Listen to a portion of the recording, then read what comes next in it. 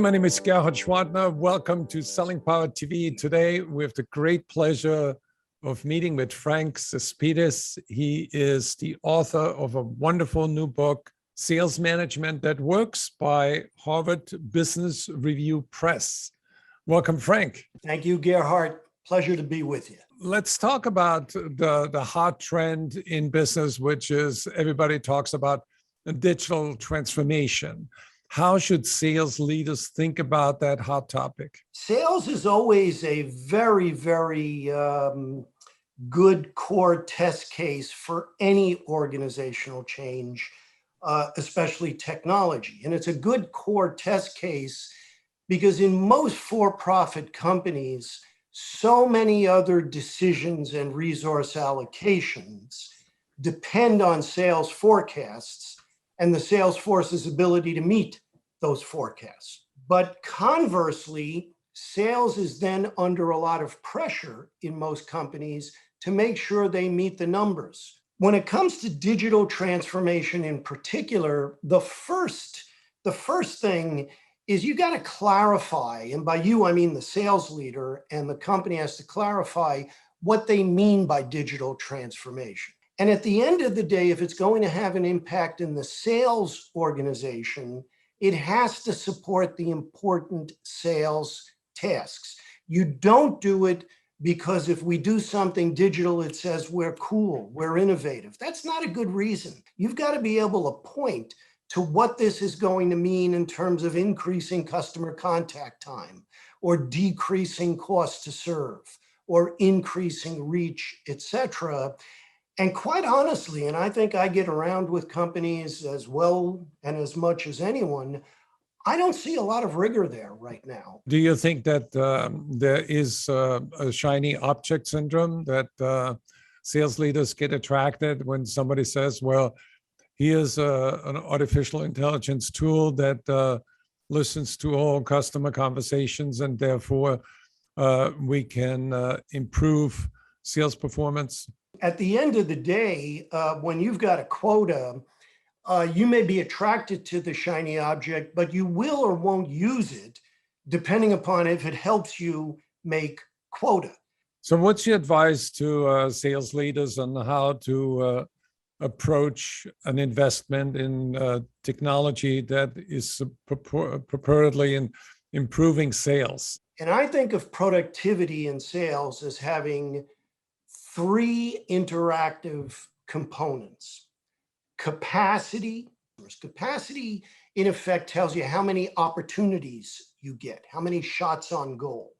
The second element is close rate. We get in front of the customer, then do we or don't we make a sale? That's close rate. And then the third element, profit per sale. What kind of sale are we making? Now, when you think about productivity that way, you can deconstruct it. And that's important because then it becomes managerial. It becomes something that people can use. And then you can begin to ask, what is it that technology can help us with? Let's think about capacity. Ultimately, in any company, you increase capacity one or both of two ways, either by getting people to work harder or smarter. Now, there's a lot of sales enablement technologies that used properly can help with both. How do you increase close rate? Here, probably the single most important thing is where the sales force spends its time: opportunity or customer selection, minimizing the number of false positives that come in to the sales funnel. You also increase close rate in your account management practices, and in many businesses, the way you work with channels. And then profit per sale goes beyond the sales force. You got to get all the basics right: product, price, etc.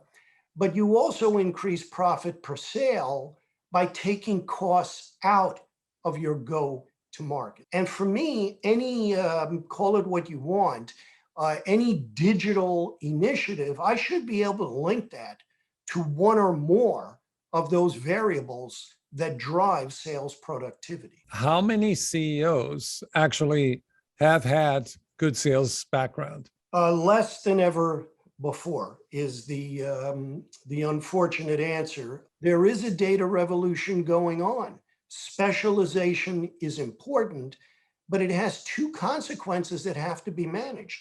One is C-suites, ironically, they look more and more like faculty meetings, more and more like specialized discipline-based people, and fewer people than ever before have made it to the C-suite with prolonged customer contact as part of their route to the top. It's a big issue because at the end of the day, it doesn't matter what function you're in the C-suite, you do need to know the right questions to ask about your company's sales model. That doesn't mean you need to be a sales manager. Quite the opposite. That's not your job.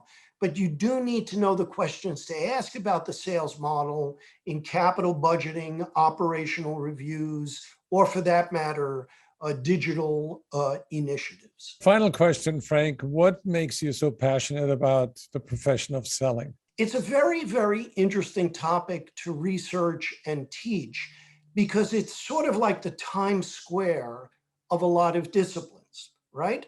There is stuff you have to know about sales and sales forces. And then secondly, it's just darn interesting from a human point of view. There is an ongoing drama in most sales organizations, quarter to quarter to quarter. And I have no regrets about making a research career in that area. So you're saying it's suspenseful like drama, and there are also a lot of colorful actors in sales. It's Shakespeare and Dale Carnegie combined. Right. Thank you, Frank. Gerhard, I want to thank you very, very much. Absolute pleasure.